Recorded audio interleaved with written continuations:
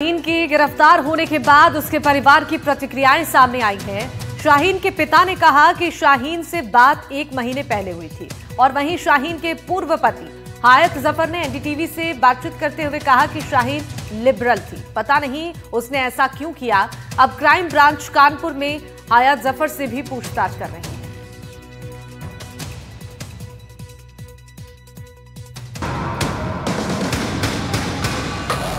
आतंकी गतिविधियों में शामिल होने के मामले में गिरफ्तार हुई महिला डॉक्टर शाहीन को लेकर नए खुलासे हो रहे हैं।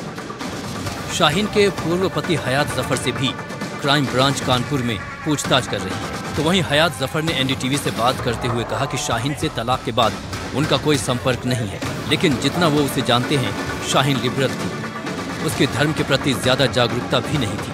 शाहीन का इरादा था कि हम ऑस्ट्रेलिया में या यूरोप में बसे, बस इसी के चलते बाद में हम अलग हो गए।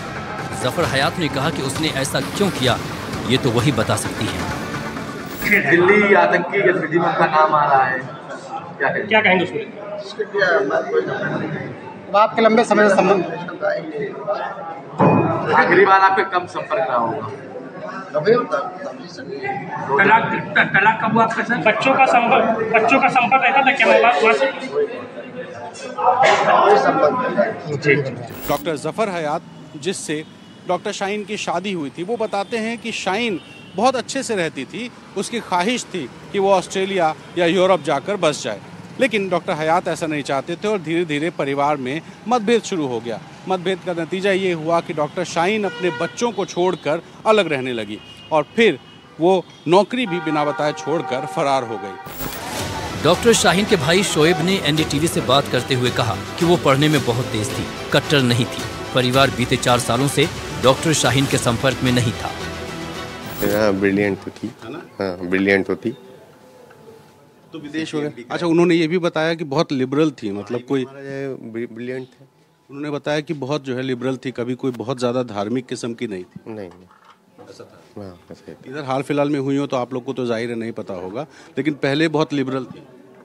हाँ, पहले जैसे मतलब जो है रही, हमारे साथ रही, घर में भी रही, ऐसी बात नहीं कि घर से बिल्कुल ही नाता टूट गया। मतलब ऐसा कोई कट्टर किस्म का स्वभाव नहीं ना हमारे घर में है किसी, हमारे घर में यही बात जफर साहब ने भी, वहाँ हयात साहब ने कही भी है। कट्टर स्वभाव का नहीं है भाई। आप भी प्रेयर करते होंगे, सुबह उठते होंगे, भगवान को याद करते हैं, हम भी सुबह उठते हैं, हम भी भगवान खुदा अल्लाह को याद करते हैं। तो हयात साहब यही बोल रहे थे कि वो बिल्कुल लिबरल थी, बहुत नहीं करता है। आप लोग जितने लोग खड़े हैं सब लोग करते होंगे भाई। हम तो ये चाहेंगे भाई। तो यही बात उन्होंने कहा चाहिए भाई, यही कि शादी के बाद दोनों बच्चे भी उनके साथ रहते हैं। वो 2 लड़के। डिवोर्स किस वजह से हो गया था, कुछ आप लोग आइडिया? वो पति पत्नी का मामला था उसमें। शाहीन के पिता ने कहा कि पिछले साल से बेटी से कोई मुलाकात नहीं हुई है, हालांकि 1 महीने पहले उससे उनकी बात जरूर हुई थी। शाहीन के पिता के दावे के बीच जांच एजेंसियां सच खंगालने की पूरी कोशिश में जुटी हुई हैं। 1 महीने पहले लगे हमसे बात हुई है शाहीन से। हाँ, परवेज से हर हफ्ते होती बात। कल मेरी नहीं हुई इसलिए बात, कल मैं शादी में था।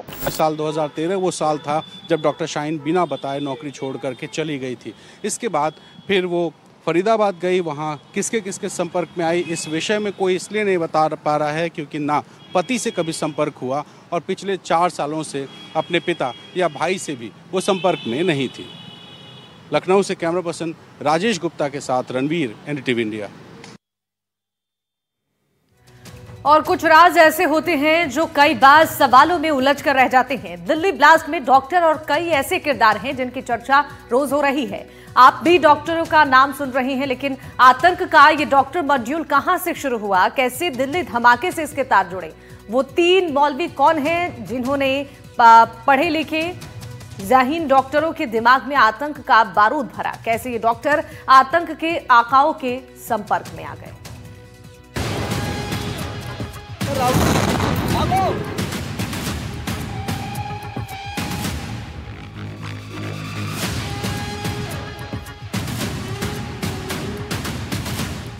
इस वक्त आपकी टीवी स्क्रीन पर उन संदिग्धों की तस्वीर है जो किसी न किसी तरीके से दिल्ली ब्लास्ट से जुड़ते दिखाई दे रही हैं।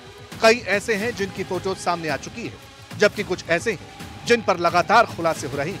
आपको एक एक करके 10/11 ब्लास्ट के 10 किरदारों के बारे में बताते हैं।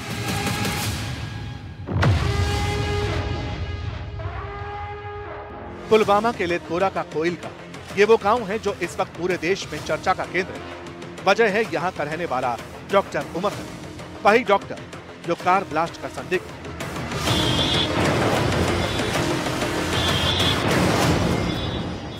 जिसके बारे में कहा जा रहा है कि उसी ने लाल किले के पास धमाके को अंजाम दिया। वही डॉक्टर उमर जिसकी डिग्री और उसके सर्टिफिकेट आज सामने, वो डॉक्टर जो अल फलाह यूनिवर्सिटी में असिस्टेंट प्रोफेसर था। दावा है कि डॉक्टर उमर ने ब्लास्ट के साथ खुद को कार में उड़ा दिया, एक तरह से फिदायीन हमला।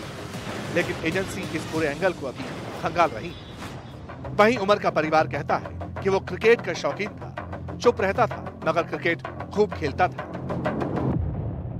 बच्चों से बहुत प्यार था, जुड़ाव था, लगाव था, उस वजह से वो ज्यादा बात। वो जब घर आता था ना, वो क्रिकेट में इन्वॉल्व रहता था, बहुत लगाव था, बहुत लत थी क्रिकेट की उसे, बहुत लत। डॉक्टर मुजम्मिल वो शख्स है जिसके किराए वाले घर से विस्फोटक बरामद हुआ और फिर उसकी निशानदेही पर कुल मिलाकर करीब 3000 किलो विस्फोटक बरामद होने की बात सामने।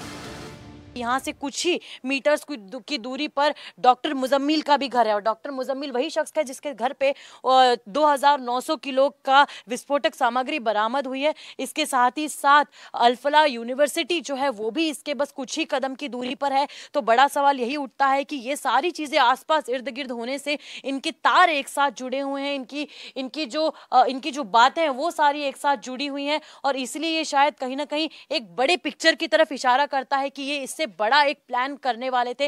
और जितनी तादाद में विस्फोटक मिला है वो जाहिर सी बात है, ये साफ करता है कि इनका प्लान जो था वो जिस घटना को अंजाम देने वाले थे वो एक सोची समझी साजिश के तहत देने वाले थे। वो प्रश्न पूछना पड़ेगा गांव के प्रधान को, एक RWA को, रेजिडेंट वेलफेयर एसोसिएशन को, एक प्रधान को कि क्या ला रहे हैं तो तुम मकान का, तू तो रहने के लिए आया था, तो गोदाम बनाने के लिए क्या गोदाम में डाल रहा है।